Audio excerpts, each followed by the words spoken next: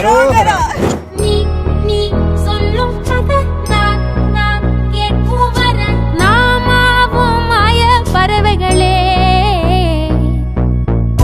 கிழக்கு தேன் சிட்டு செம்பருத்தி பூ முட்டு செல்லம் கொஞ்சதே தாலாட்ட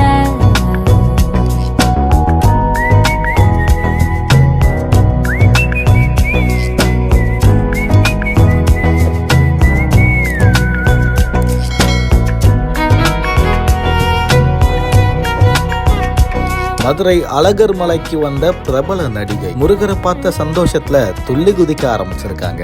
ஏய் மேடம் வந்திருக்காங்கப்பான்னு இவங்கள வட்டம் விட்டு ஒருத்தங்களும் நின்று செல்ஃபி எடுத்துக்கவும் ஆரம்பிச்சிருக்காங்க.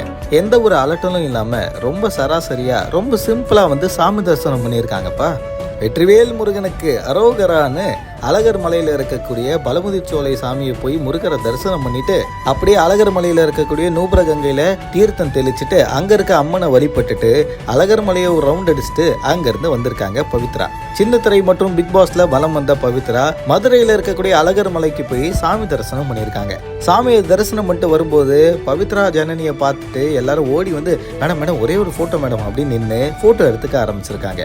அவங்களும் ரொம்ப அலட்டாம ஒரு ஃப்ரெண்ட்லியா நின்று அவங்களும் போட்டோக்கு போஸ்ட் கொடுத்துட்டு அங்க இருந்து விடைபெறாங்க.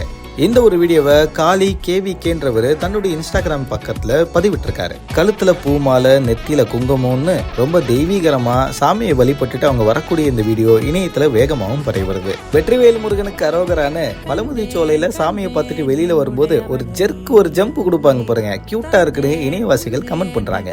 இதை பத்தி உங்க கருத்துக்களை தினேஷ் ஆகிய கூட கமெண்ட்ல தெரிவிங்க. மறக்காம பிகினர்ஸ் சேனலுக்கு சப்ஸ்கிரைப் பண்ணுங்க. வட்டா.